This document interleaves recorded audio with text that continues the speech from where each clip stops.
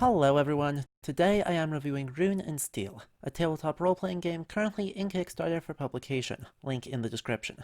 This isn't a traditional review, I'm not a game designer, I'm a historian. Instead I am reviewing how the system adapts historical information and beliefs into the mechanics of the game. Rune and Steel has a difficult task on that front. The game has to balance good history with the need to make a fun game, especially one influenced, however distantly, by Dungeons and Dragons. By and large, the system balances those two needs well, making being a Viking fun without having to resort to flashy combos and excessive gore. While it slips up in a few places, the game has a sweet spot in what I will call the saga setting, i.e. a sort of low fantasy that is attested in literature created by the descendants of the Vikings.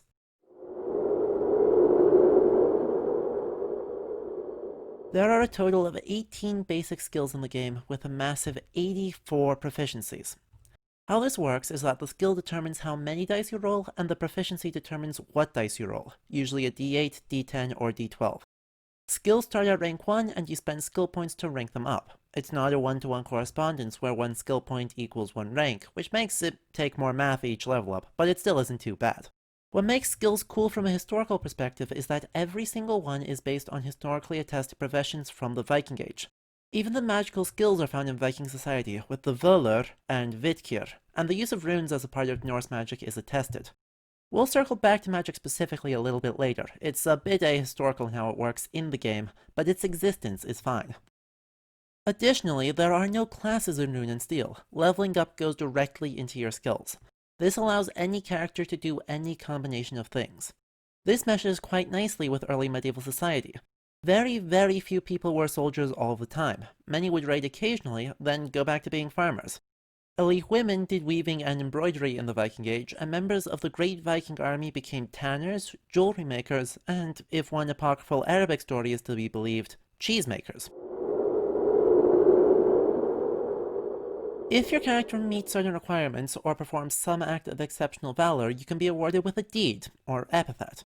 These range from the goofy to the badass, with some gems such as King of Shit or Rope, alongside the classics of Skull Splitter or The Rich. This reflects the sort of naming conventions found all over the sagas. Kedill, Flatnose, and Thorolfr Mossbeard probably didn't choose their own names, and sagas explicitly say some, like Fuzzy Pants or the Dungbeardlings, are mocking, which can have lethal consequences. However, since Norse naming conventions are patronymic, there isn't a stable surname to identify a family, so these epithets are the primary identifying feature for many saga characters with otherwise identical names. You can't give a character any epithet you want. These essentially serve as pseudo-classes requiring certain skill prerequisites, but it gives a nice sense of direction and renown that is derived straight from the saga corpus.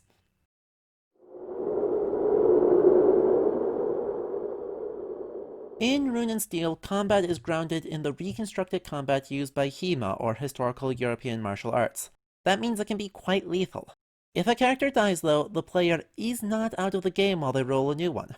Instead, their spirit, called a hugur, or thought, persists until the end of the session with some limited ability to interact with the rest of the world.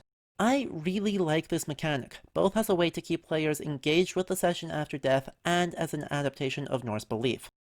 While the game calls this hugur instead of náttúra, this is historically attested. Unlike what you may expect from the 9 worlds of Norse mythology, it appears that in the Viking Age there is a belief in the spirit world of the dead, which exists in an alternate dimension and can, in certain contexts, interact with the world to give advice, foretell the future, etc. In practice in the game, what this ends up being is a ghost. You're able to do telekinesis and other traditionally ghosty things. This isn't a complaint, though it may seem that way. As I said, games need to balance history and being fun to play, and giving a hugur interesting or compelling ways to interact with the physical world is important. Some of the powers given are genuinely attested. The undead have the power to change light or darkness in some sagas, and possessing the fylgja, a largely post-saga personal spirit, is an excellent way to give the hugur some extra Norse flavor. Now, not everything in the game hits the tone of the sagas quite so right, either contradicting historical evidence or being traditional role-playing game elements that only fit uneasily into the game. The big offender here is magic. Magic is just really hard to do right. In the game, you can play with any level of magic from none to very high levels. In a no-magic setting, the only thing that works is divination through reading individual runes in a form of fortune-telling. This gives buffs to the party, but it's basically a placebo effect. It doesn't actually foretell the future, but your characters think it does. In the more saga-like magic levels, though, there are a lot of spells grouped into aspect and runic magic. Aspect magic is our traditional magic familiar from other systems like Dungeons & Dragons. You can cast telekinesis, or magically heal, or throw a fireball if that's more your speed. Meanwhile, runic magic uses little tokens of runes to perform rituals providing very different but equally potent insight and buffs to the party. In the Viking Age, magic appears to be primarily divination related. In Eirik Saga Reyða, a spákona or seeress visits the Greenlandic settlement and uses a sung incantation and ritual sacrifice to foretell the end of a disease outbreak that was ravaging the settlement. Similarly, prophetic dreams are extremely common in the Norse corpus. This doesn't mean that all magic is divination related, of course. In Grettir's saga, a sorcerer causes a wound in the outlaw Grettir's leg that incapacitates him so his enemies can kill him, and in Vatnsdæla saga, a sorcerer brings wicked spirits into the bodies of cats, making them tröttliga or troll-like. Additionally, the Norse poem Hávamál probably has one of the most detailed lists of incantations, doing everything from healing to seduction to secret stuff. So basically, in the D&D schools of magic, we have divination, a lot of abjuration, and occasional necromancy or charm magic.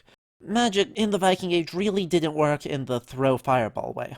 So the forms of aspect magic in the game, while providing a lot of interesting and familiar wizardy things to do, ends up straying away from the subtleties of magic and its ritualized contexts.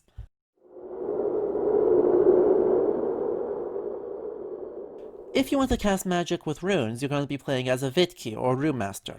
This uses the Elder Futhark, a set of 24 runes used as an alphabet for writings from the 4th to 8th centuries, long before the Viking Age. In the Viking Age itself, they would have used the Younger Futhark, a set of 16 runes. However, we have more inscriptions that are easily identifiable as being magical in some way from the Elder Futhark, and the 3 Ætts, or families, is attested and useful for the game. However, the system of individual runes having power is not attested from the Middle Ages.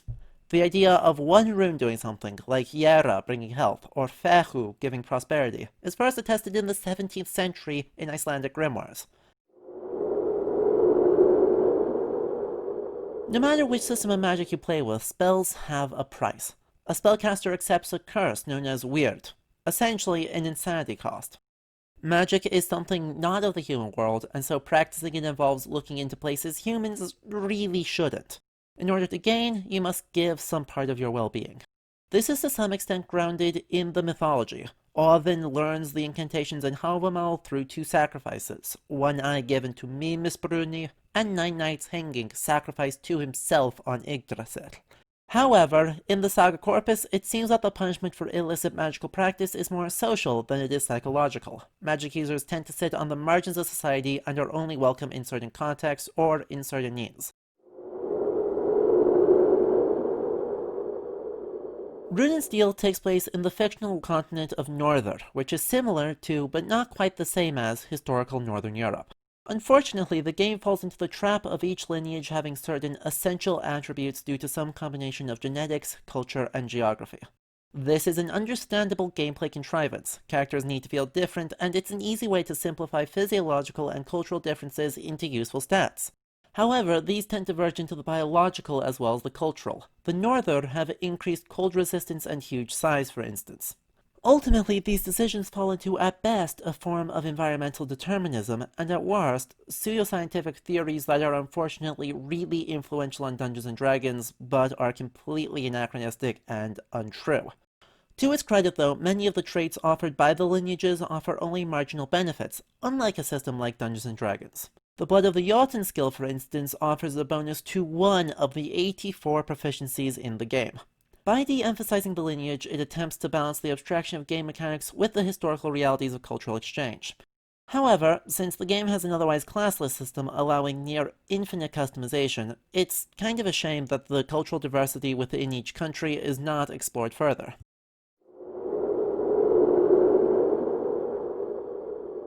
So, overall, I find Rune and Steel to be a really fascinating system.